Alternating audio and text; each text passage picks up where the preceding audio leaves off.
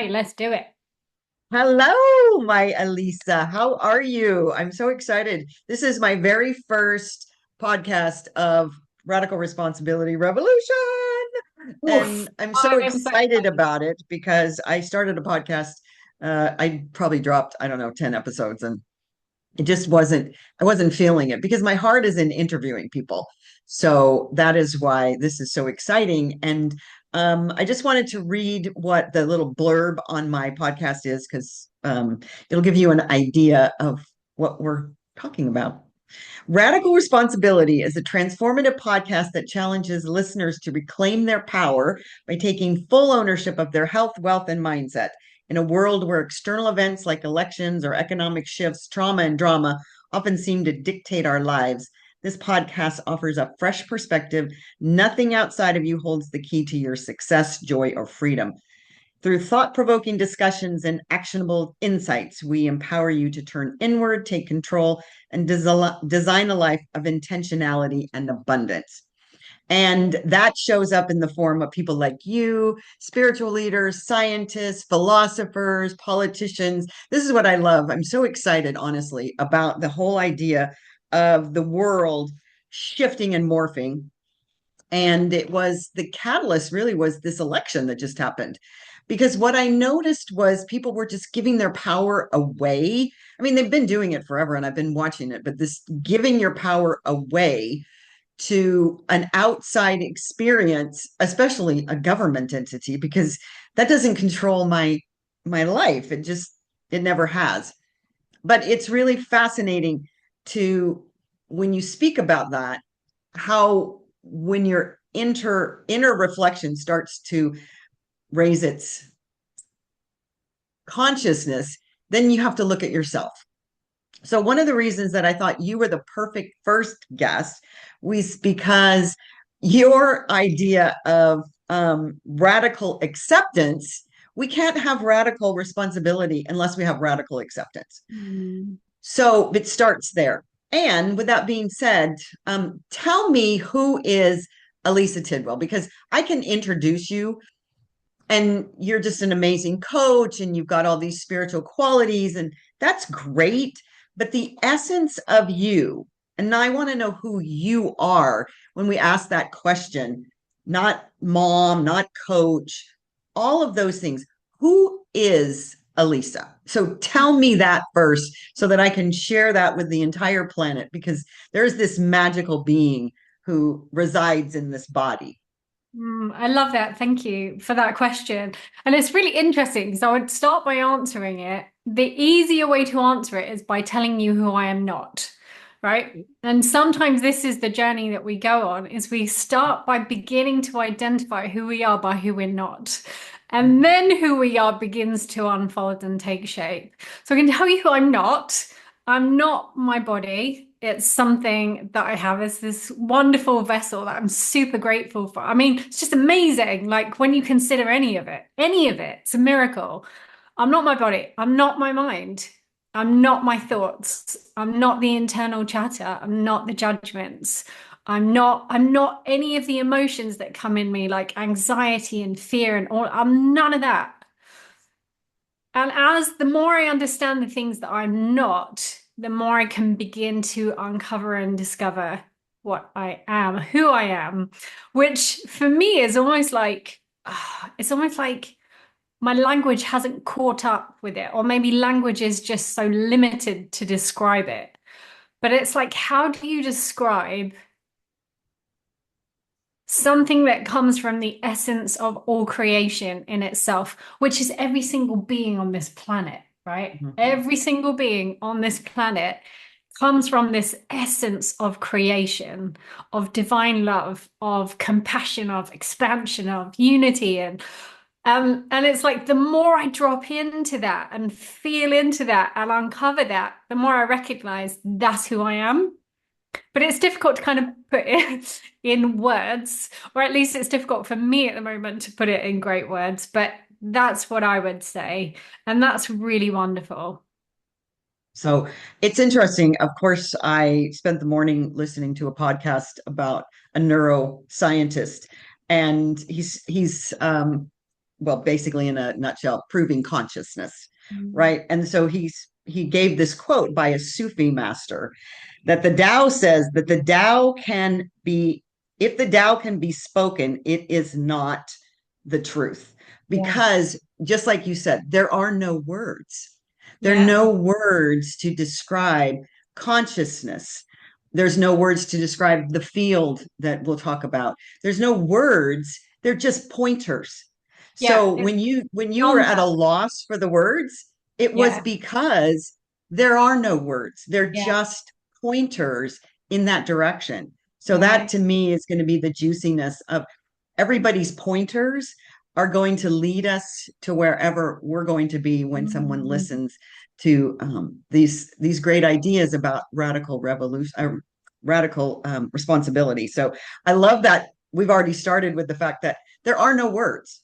So There what are we're no. about to embark on is just pointers in Yeah. the direction of this idea of, if I could just sum that up, in consciousness, right?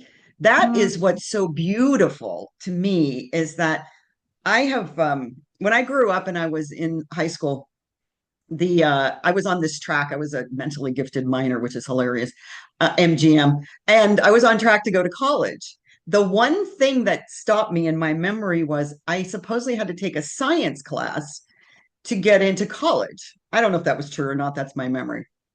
Didn't want to have anything to do with it. Right now in my life, science is as important to me as spirituality, because they're the, two sides of one coin. And science has finally caught up to prove everything that we're talking about. So if we want to call it woo woo, we want to call it science, it's all the same thing. And this idea of consciousness is where we start our path, which is something that your mission is to wake that up in the world. I'm paraphrasing. So I want you to tell me, in that idea of this consciousness and this field, what do you feel like? And we've talked about vision and a whole lot of other things, but literally at your core, I feel it. There is a mission for Elisa on the planet. There's a mission.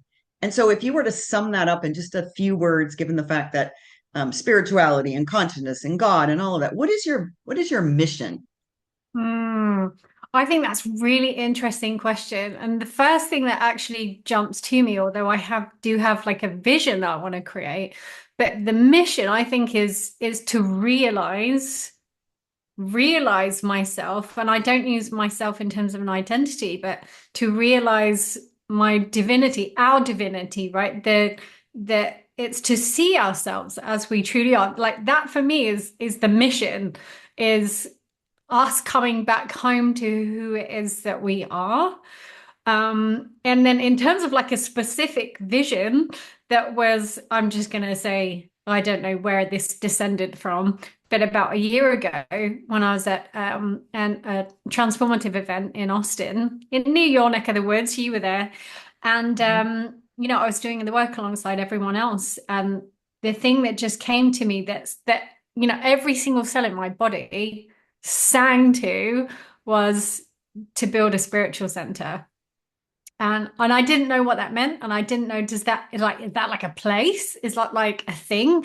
I didn't know, but what I did know is that in order to ever conceivably build a spiritual center, I have to become one.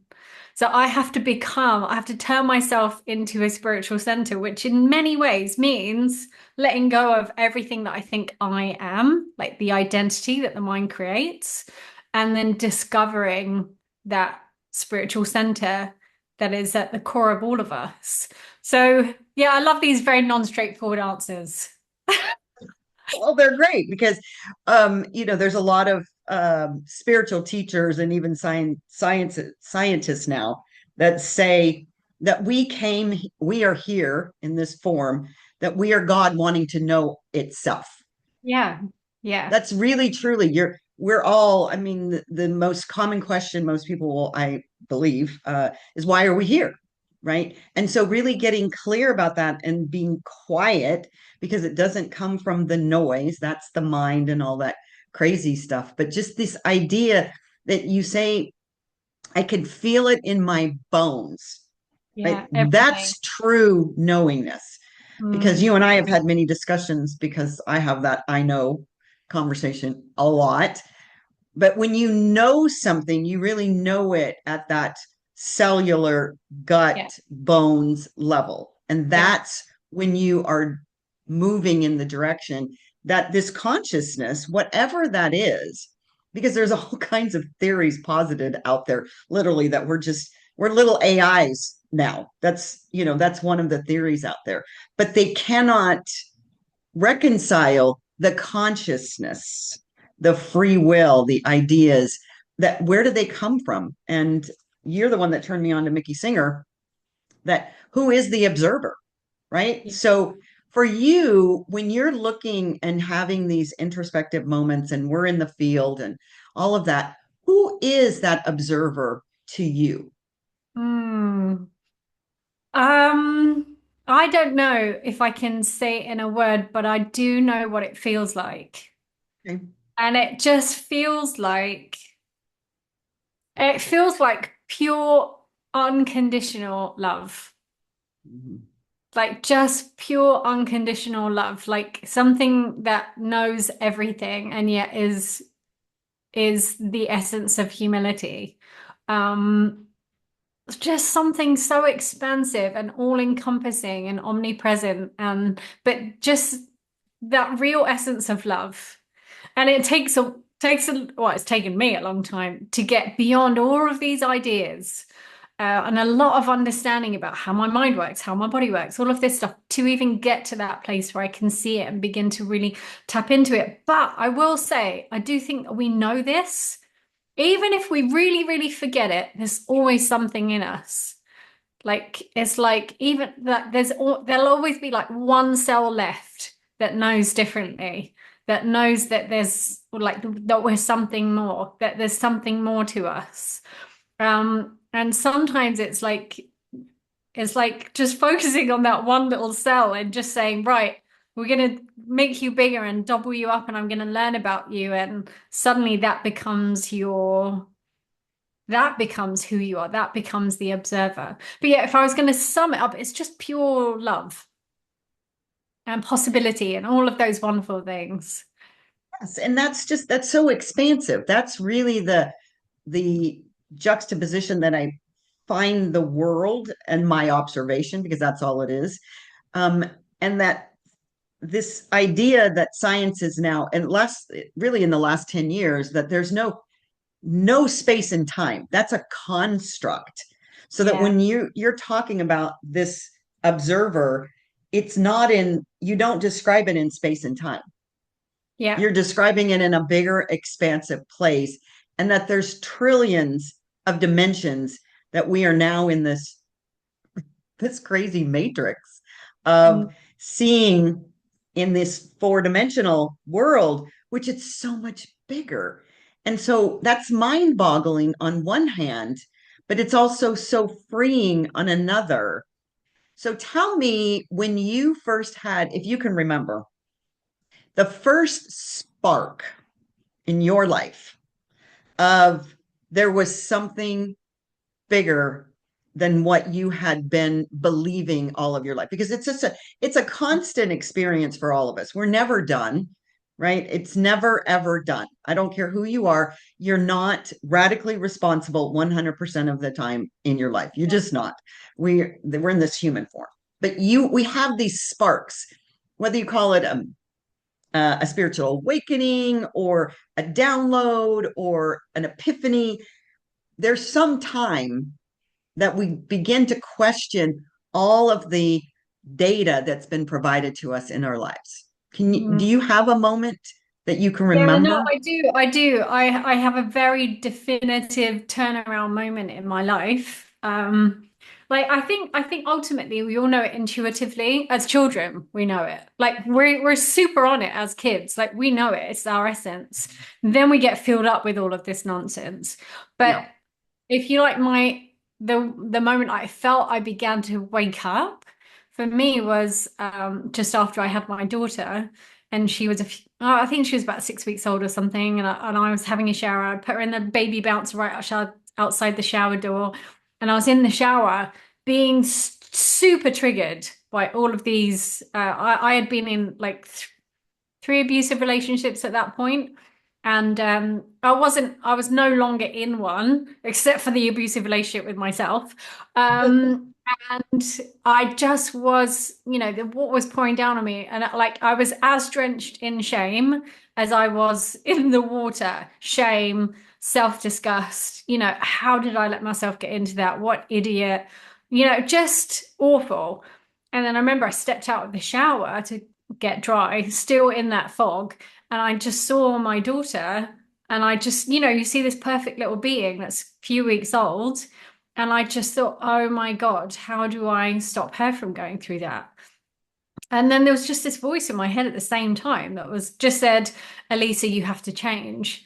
And I just knew in that moment that everything that I wanted for her to have great relationships, to like do what she absolutely loved, in her vocation, to contribute to humanity, to have a great relationship with money, all of these things, I had to become a role model for those. So that's when I really kind of woke up. It was an awakening moment with that voice in my head, wherever it came from, I don't know, but thanks. To change and to start waking up and then to begin to recognize that, oh, I'm not all of these programs that I've been running. I'm not my thoughts. I'm not all of this, the crap that's happened. That's not me. That doesn't define my future. I can change it. So that set me on a whole path of personal development and diving into courses. And I hired a coach, and like everything just began to fall in place to aid and assist that awakening. And that's so interesting because so many stories are similar to that where you we do know it. I really truly believe that. Even the people that say they don't or that push back against it, I just I can't believe anything else. But the interesting thing is that because we're in this industry of coaching, I believe it is such a fabulous gift. And I've shared that with somebody recently that's a coach that was struggling to get their gift out there. What a magnificent opportunity that this showed up in the world, this idea of coaching, not therapy, not going backwards, but looking at, yes, your stories are driving what's going on into your future, but how do we change this thought process, these patterns, these neural pathways? And they're just one at a time. It isn't like you're going to take a key and turn it and you're this different Mm. person. Yeah. So, in your experience as a coach, if you were to sum up how you see that transition happening for people, what do you think is the biggest? And I know this is, I didn't even expect to ask this question, but it just is coming to me. What do you think, in your own empirical experience, is the biggest block to most people making a radical transformation, a radical, responsible decision that will change the course of their life? Mm. That is such a massive question. Thanks for I asking, know. Debbie. Right, the biggest block. I think that the ones that tend to come up the most, I don't know that there is necessarily a bigger one, but or maybe there is, but it definitely seems to nearly always boil down to some sense of I'm not enough, or I'm not worthy. It's kind of the same things, right? And that can manifest then in all sorts of other things, like I don't belong, I can't do it, it's not possible for me, that's not available to me, etc., etc. But and this is why for me, doing the spiritual work is also so important because we need to begin to understand who we are and what we're made from and and and feeding that other part of us that exists that is so like I can't remember where I said it the other day, but it's like most of the world is in spiritual starvation. Like we're starving and people are dying from spiritual starvation. But when we begin to feed ourselves spiritually and we really begin to see who we are, it makes it so much easier for all of those false beliefs, like I'm not enough or I'm not worthy, to fall away. When we can take spiritual works, we can look at any of the holy texts. We can look at works from Louise Hay or, Dr. Wayne Dyer or Ralph Waldo Emerson, like all sorts. And when you just really begin to see the world for what it is, and that includes yourself, and you see that we're made from the same stuff as the cosmos and and the moon and the stars and everything that's made this incredible infinite universe. Because we're it, that means we're also infinite.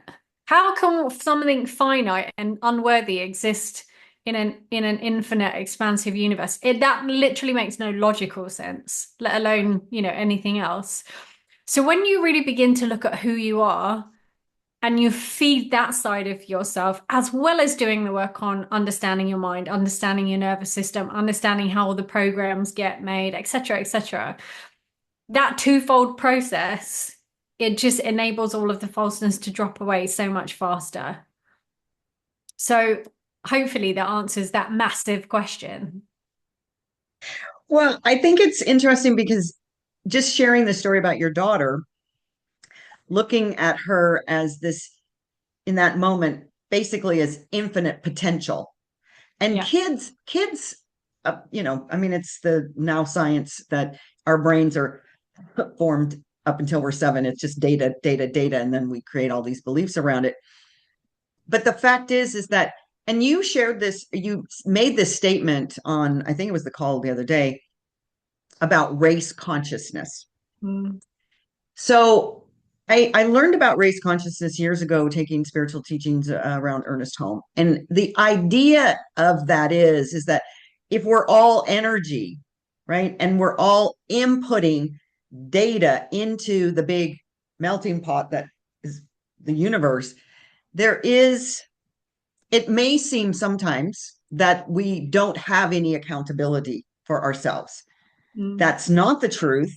However, how can you explain to someone that feels bombarded with either a political situation, wars in parts of the world, starvation, not enough water, all of the things that we want to build up into these horrific scenarios and bring it back down to just our personal experience that we are 100% in charge of our thoughts, our feelings, our actions, all of that. How do you take it from that big race consciousness? Because that is impactful. There is an energetic force there, and bring it down to yourself and say, I don't have to look at that as my reality. Mm. I remember the first time so obviously I just explained this awakening moment for me, and it's almost like once you have something like that, you can't unsee it.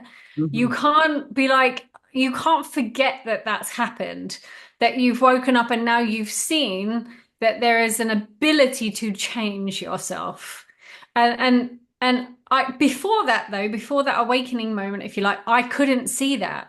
I was so in it. I was like a fish in water who couldn't see that she was swimming in water all day long, except I was swimming in fear and shame and self-disgust and, all of these kind of things. And that's where so many people across the planet are swimming every single day. They're swimming in fear.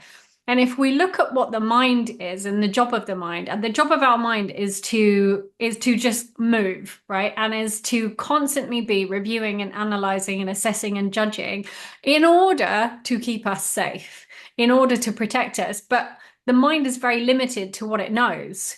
So if it knows a life of fear and I'm surviving through a life of fear, it will continue that narrative because at least it knows you can survive. But when you begin to, and so if we look at that's how the mind works, if you look at the general population across the world, the general discourse, which is so heavily in the media and in politics, is one of fear. So it's almost just like the race consciousness is just reflective of the basic function of the mind. But when we start to see that, it's almost like when we start to see ourselves, it's almost like instead of believing that we're the one like in a picture, we suddenly start to see that we're the one behind the camera taking the picture rather than being in it. And then we can take it even further and we can say, right, well, if I zoomed out even more, maybe there's another me behind that that's watching a version of me taking the picture of who I think is me, which sounds really crazy and it takes a little while for your mind to get around. But when you start realizing that, oh, I can witness myself, I can witness my thoughts, I can witness my patterns, then you start realizing, well, if I can see it, if I can witness it, then I'm not it. So it's, I don't know how people, I mean, most of the time people tend to come to some realization of this through pain, like I did, having awful relationships, having a daughter, realizing I didn't want her to go through that. And that was a horror moment for me when that thought came through my head. How do I stop her going through that horror? Um, some people may reach there without pain. I hope that in future generations, that's where most of humanity will be. But for the most of humanity, we come to this at some point where we have immense pain in our life. And probably the same thing will be reflected in the population in general. Something bad is going to happen for humanity to wake up and say, we've got to do something different. We have to start thinking differently and feeling differently and behaving differently and interacting with each other differently. Um, but yeah, it's that witnessing it. And once you realize that you can witness it, you realize that you're not it, and now you can start to change it. So that would be the thing that I would say to anyone is instead of just like immediately believing your thoughts, which is what most people's minds have been doing for their entire lives, or most of it, is to actually start seeing your thoughts almost like, and as an analogy that we use a lot is, like your thoughts are like a storm, right? Most of the time, or snowstorm. We're caught in the snowstorm. But it's almost like imagining yourself going into a nice warm cabin that's safe and wonderful, and then looking out of the window and witnessing the storm. That's what we can begin to do with our thoughts. Oh, now I'm just observing them. And we create that separation between just believing that we're the fish in the water or the person caught in the storm to actually coming inside and looking at the storm. And the more you do that, the more you come inside and look at the storm through the window, it just begins to subside. And so does all of the fear and all of the emotions that the storm would normally create, the storm in our mind. It just begins to subside, almost like the snow and the storm calming down. The fear gets taken away because at the moment it has all the power because we're not witnessing it. But as soon as we begin to witness it, the power diminishes. So that sounds very much like the quantum theory, right? That it's the observer that creates whatever it is that's being observed. And so as they begin in the scientific community to build that model of that nothing, there is no real, I mean, some guys won a Nobel Prize a couple of years ago that there is no local reality. Yeah, What a mind-blowing concept yeah, for Earth people, because we're very attached to our 3D world. yeah, And if we begin to take this radical responsibility, and whether you call it consciousness, spirituality, science, whatever, that we are capable of creating that reality from inside the cabin, watching the snowstorm. I can watch whatever news or whatever conversation is, and yet my reality, my true essence of reality, is what I choose it to be. This guy, Donald Hoffman, is this neurobiologist is whoops. First of all, the science talk, I just lean into it and get hilarious downloads of my own inability to want to be in science before. But it's all of these theories. He likens it to us wearing a headset, right? This is our reality. Like you said, the observer behind the observer behind the observer. yeah, So we're in this 3D world with these headsets that are so limited. They're like little Radio Shacks, that there are multi dimensions that are available to us, and we still aren't taking those upgrades. That is one version. But the thing I see in the world is because we are connected through this consciousness of this similarity, let's just put it that way. But you know what I see is that's what I see, that's what I choose to see, and the planet is awakening in a way that, for me, having had these thoughts 40, 50 years ago, is so exciting because I really feel like we're on the precipice. So, what do you, and part of that is the feminine energy that's awakening on the planet. It's not gone, it just has been a little bit asleep. I would say feminine energy and consciousness are basically the same word for something. What do you see when you, because you've had this vision now to have several hundred people in the field of having a spiritual center. You can't have a vision like that or a mission without the belief that that is available in the Yeah. world. So, what do you see in the world in your view? Because my frame says life is changing, there is magic afoot, and it is so exciting to be in this human form to experience. If I am truly God experiencing myself, I'm getting goosebumps even having that statement because it's like it's so fun. And you're right, there may be some serious upheaval, but that upheaval is all in service to this bigger enlightenment. So what do you see when you look out into the world? Yeah. Well, it's like whenever anyone I hear talking about politics or this or that or the other, what we focus on expands. So if we're constantly leaning into all the things that are wrong in the world, like you're just going to get more and more and more of it. So you need to ask yourself a question like, is this what I want more of? So when anyone talks to me about politics or, and how extreme and how bad everything's getting, for me, I just see it as this is the old world order collapsing so that a new world order can rise up.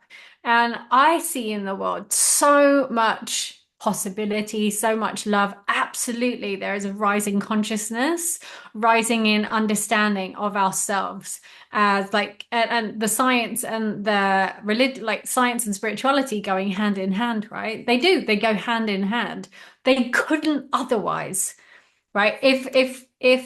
If we didn't see science and spirituality as going hand in hand, then our understanding of one or the other is incorrect because everything in the universe is balanced and balances out. Like it has to. But yeah, just what I see is rising consciousness. Now, of course, in many ways, that's because I now work with thousands of people actually now every year who are awakening and they want to wake up and they're coming to learn. And all of those people, as they awaken, they then want to share that with others. They want to help others. They want to serve others. Um, and I think it's absolutely a fundamental part of our makeup, like genetically and spiritually and everything to contribute. And, we cannot realize our own personal potential unless we're also serving humanity. We can't, you know? Um, and that's where people are going. They're really waking up. Like about a month ago, I went to speak to like founders of tech AI startups.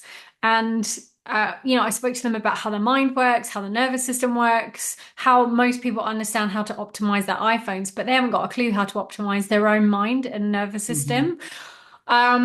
And I mentioned one small thing about spirituality, and that was the thing that they all wanted to ask questions about. And that for me was amazing because, I've been in business for a long time. And I think where I was first in business, maybe it was the industries that I was working in weren't necessarily as open or very kind of old school male dominated industries. But and didn't, there wasn't that openness, but these guys were, that's what they wanted to dive into. Tell me more, tell me more, tell me more. And I was just like, wow. I mean, it literally gives me so much hope for the future. Mm-hmm. Um, it cannot not be bright when there's so much consciousness rising in people and they want to contribute, like they want to feel good. They want to do something more impactful with their life and have more meaning. It's 100% going in the right direction. So for me, I'm just like, the world is amazing. The world is beautiful. The only reason we would ever see the world as not beautiful is because we are looking in the wrong place. That's With the it. wrong glasses. With the Hmm. wrong glasses. Yeah. Take those glasses off and see the world as it is. Yeah. I agree with that 100%. And what gives me so much joy is when I do. I mean, and we live in such an amazing time, and I can't even imagine what technology is going to be like in 10 years because it's just exponentially gone so fast in the past 10, 20. But um, there's, all these podcasts, all these YouTube experiences of people talking about these very principles, whether they be spiritual, whether they be scientific. And I'm always so delighted when I look at how many followers they have because they're not the same followers that are following, this person, that person, this person. Yeah. So that just says to me there's billions of people on the planet that are doing this. And yes, there is still going to be, I call it the press package that are sending out those fear mongering ideas. And so for me, I've always said to everybody that will listen, turn off that noise and just follow in where your consciousness is leading you. And I love that apparently in Europe, the European Research Council has just dedicated a boatload of money to what they call the Universe Plus research. Like there's so much good happening in the world today that it just feels so optimistic to me. I know that there's all people can begin to focus on all the negative that's happening, but the idea that one person can make such an impact on the world is the beauty of how powerful we truly are. Mm. So, what do you think in your version of you? What impact are you making not only in your personal life, because that's really the radical responsibility for you personally, but then how does that translate to the impact that you're making? And it isn't about a physical impact in my mind, it's about this consciousness impact. Because to Mm. me, I can sit and meditate and pray and have more impact than if I go out and march someplace. So, but Right. what is your impact on yourself with this radical responsibility? And then how does that translate to your impact on the planet? Well, I mean, Byron Katie, I don't know if she's ever said this directly, but one of her coaches is someone that I know. So someone who coached Byron Katie. And I Mhm. asked him, what would Byron Katie, what do you think she would say about, how to serve the world in the greatest way? And he said she would say, go save yourself. And that is really it, 100%. It's, before even looking outside to contribute, because the two things happening like simultaneously anyway. But before looking outside, and this is what a lot of people do, like a lot of people really want to help others, but they're actually coming from their wounded self, where they actually want to seek help. Sorry, they want to help because actually they're seeking validation, they're seeking being noticed, being seen and heard, they're people pleasing. All of these are survival strategies that come from our wounded self. When we feel whole on the inside, when we're full of love on the inside, and that starts with like radical acceptance of yourself, radical acceptance of everything that you've done and that you've been through, radical acceptance of all of the emotions that are present to you. Like we spend so long judging our emotions. I should feel this way. I shouldn't feel that way. Blah, blah, blah. We spend so long judging all of our thoughts. And the answer really is to get out of the judgment and enter into radical acceptance of all of those things. When you begin to radically accept, and radical acceptance could also be known as unconditional love.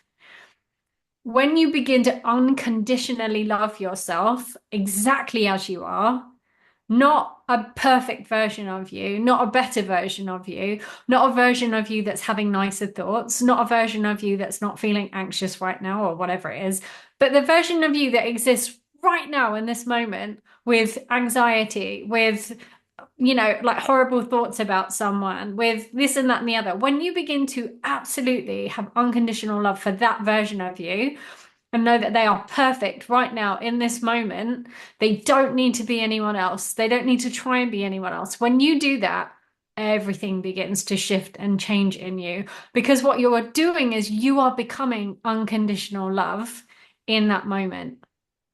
And the more we begin to practice that, the more I practice unconditional love of everything that is existing in me right now, the more I heal myself, the wholer I get, and then all of that love pours out. Now it pours out because it's not coming from a bucket that's got a hole in it. There's no holes in the bucket anymore. The bucket, or it's more like a fountain, right? It's continually being filled up and continually flowing out. Um, so if so the two they're the same thing. And this is where people I think misunderstand it a little bit. It's like in order for me to contribute, I need to go and help others. It's like, no, no, no. Help yourself first because it's the same thing. We're all one, right? We're all the waves of one ocean.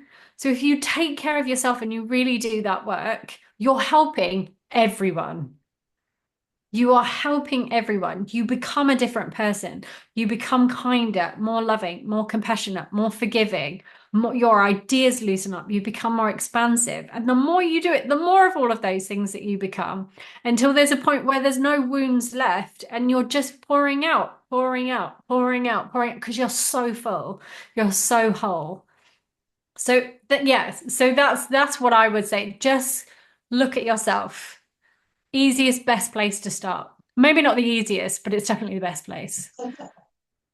It's not the easiest. And that's really truly, I have flown so many times in my life, and it shared the analogy of when the mask drops down. What are you supposed to do Yeah. as a mother, right? As a mother, you got a child there. You have to put it on yourself first because we're not capable of helping anybody else. And I think that's so poignant and such a message to be really impacted. And whoever's watching this, replay that part because until we are whole here, we are giving from an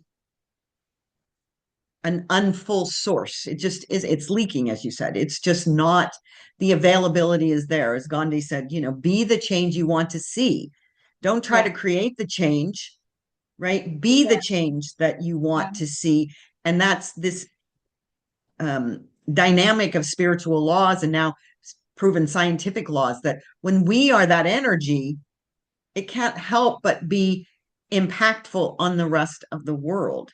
So when 100%. when you were full of all of those feelings of shame and not worthiness, being in those relationships, and then having this epiphany, what was the first thing that you did to begin to practice this radical acceptance of those parts of you? Give us some really actual concrete methods to Mm, begin to heal that because it's not about uncovering something, it's not about being somebody different, it's just about covering that heart with that love so that that love can emanate. What was yeah. some of the things that you did for yourself? Okay. So I would say that when I first had this awakening moment, if you like, I didn't even have that consciousness of radical acceptance. I mean, or the language, like none of that. But what I did start to do straight away was, okay, I want to change. I want to become all of these things that I want for her. So, and it just, I was like, right, what's one of the first things that I want to improve? And at the time for me it was just right, I want to work on my money mindset because I had a business. It was great at making money but could never keep it. Just it was gone, and my life would never, it was never different. It didn't matter how much money I made, my life was the same. um so I was like, right, I'm gonna sort out my relationship with money. And then I saw a course and took this money, I think it was called Money and Manifesting, something like that. And there was one exercise in that course that really shifted an awful lot for me. And the exercise was very simple. It was actually write a list of 100 things you want. But for me, even that concept of wanting something was alien. Like me wanting something alien. So, I really scraped the barrel when I was writing this list because I'd never even thought about what I wanted ever. And I remember I was trying to get anything on there just to fill the list up.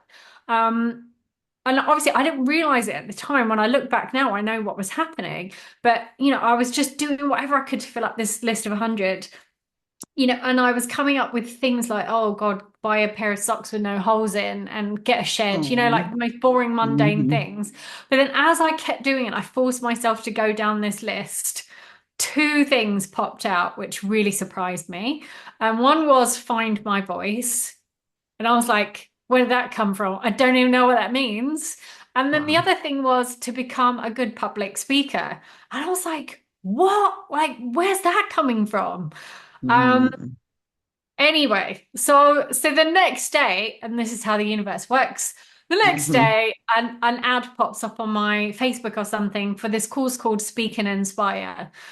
So I Hmm. took that, and so I just was, like these things unfold. And as long as you trust that there's an unfoldment, we have to let go of having to know everything. These things just unfold. So then I took that, and that was life changing for me. And I think that one of the, if we're talking about radical acceptance, that for me, there was something in that course that was really amazing. And one of the things was we had to go live in a Facebook group every single day and do a live video. It was the Mm. first time I'd ever done anything like that. I was utterly terrified, but I was so determined at that point that I was going to change that, I just got on with it and I did it. But when you do that and when you start sharing with other people, vulnerable things and the things that are important to you and things that you've been through, I just unlocked so much within me, and all, and people were commenting on my videos, and and I made friends there.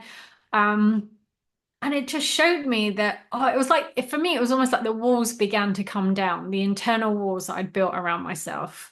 And I one day realized that, you know, God must love me in the same way that I love my children. Like just so, so much love that I have for my kids. And I just thought, well, God is my creator. He must have that same love for me. Um, so of course I'm worthy. It was just like one of those moments where something really shifted for me that I must be worthy for him to love me that much, to have created me. And so that for me was like a big internal shift. But if you want a really practical exercise, I can give you a very practical exercise. It sounds really simple. It's all about doing it, though. It's all in the practice. So, a very simple exercise to do for radical acceptance would be okay, so it takes 90 seconds, for example, for an emotion to pass through our body, unless we keep replaying the same story in our mind that's created the emotion in the first place. So what we want to do instead, let's say you have feelings of self-doubt that comes up, or a lot of anxiety, or fear about doing something, or even shame, anything.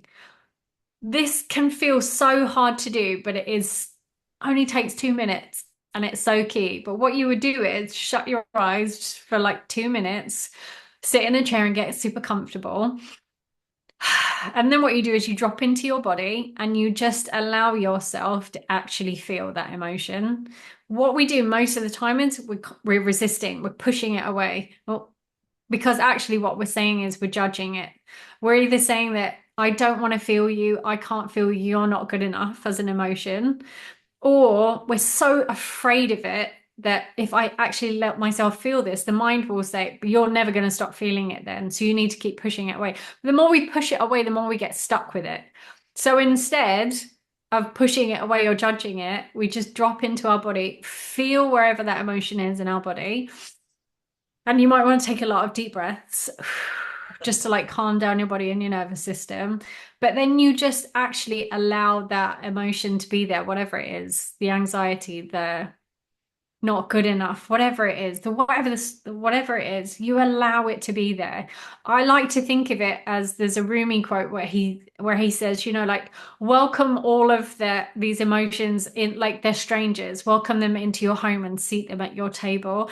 And I almost imagine in my mind that I'm welcoming this shame into my home rather than keep pushing it away. I'm welcoming it into my home, as dirty as it looks, as ragged as it looks, as much as it may disgust me or whatever. I welcome it into my home and I sit it at my table and I feed it and I love it and I don't judge it. And as you begin to do that, and as you just begin to allow that emotion to be in your body and to just welcome it in and love it exactly as it is, not trying to change it. You're not trying to tell it it should be anything different. It's perfect and okay exactly as it is. As you do that, that emotion begins to pass through and process through the body, and it's just gone. Mhm. And it takes 2 minutes. It actually takes 90 seconds for an emotion to pass through the body when we're in our right mind. It takes 90 seconds. And it's like we need to begin to think, right, as hard as that may feel in the moment, or as scary as it may feel, do I want to take 90 seconds to feel this emotion and let it in and actually welcome it in and not judge it, but just fully accept it? Or do I want to spend the next 10 years pushing this emotion away? Because that's really the alternative we're looking at. So so when you have that radical acceptance, radical means it doesn't matter what it is, what it looks like, Right. however many times it shows up, however ugly you think it is, all of that stuff. When you just actually welcome it in, it begins to transform and transmute, and then it's just begins to go. Then what we need to do is work on our mind so that we're not repeating the same story and Mhm. creating the same emotion again. But that's where the radical acceptance starts.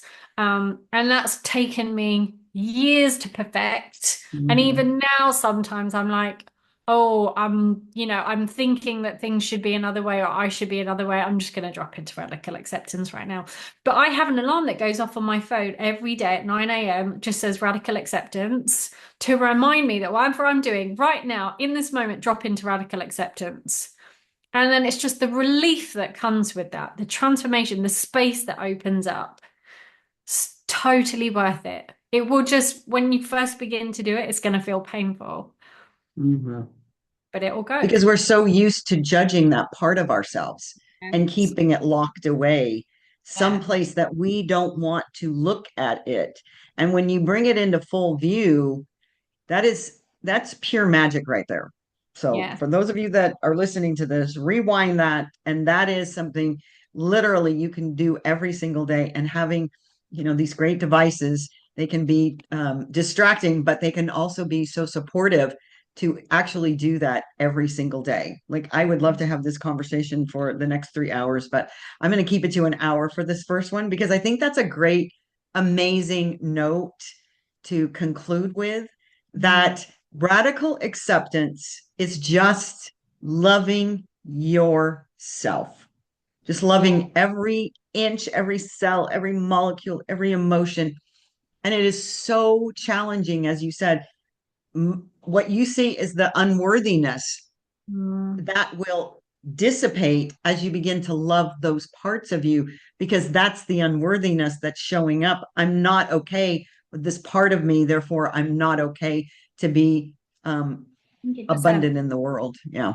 100%. And you'll be amazed how quickly things shift when you actually begin to do it. Like I had a message from someone that I'm working with earlier, and he's been having an awful lot of anxiety, so I've got him on a 2 minute a day meditation regime, like 2 minutes a day. And also to practice the radical acceptance. So if you think that's 4 minutes out of your day, it's just Mhm. nothing. Nothing. He messaged me and he said, look, he's doing the meditations, things are good, but there's a lot of anxiety coming up. So I just reminded him, okay, take 2 minutes now, go into radical acceptance, let it all in, no judgment, like let it all in. And he messaged me 5 minutes later or a little while later, and he said, I did that. After that short, like he called it meditation for the radical acceptance. After that, I got off the phone, did a pitch with a client, done a deal, and boom, just got a massive sale. And he's like, it works. And I'm like, yes, it works because you're releasing, like you're creating space. As soon as you Right. create space, possibility rushes in. Yeah. Yeah. Oh, so amazing. And I just love that you were my very first um series in this podcast because I just think, first of all, you're just a delight and a joy. You have so much light in the world. And this idea of radical acceptance is number one step. So I'm going to refer every podcast from now on back to this one. If you want to know how to create radical responsibility, go watch that one first because Yeah. this is gold right here. Absolute gold. And I can't tell you how blessed I am to have you in my life. And Likewise, I cannot wait to see what happens with the field next. And I'm sure we'll have you on again as that progresses because that's 100%. magical. That's magical right there. Yeah. Yeah, 100%. Thank you, my love, All my birthday twin. right. Bye bye. Have a good day. Love you.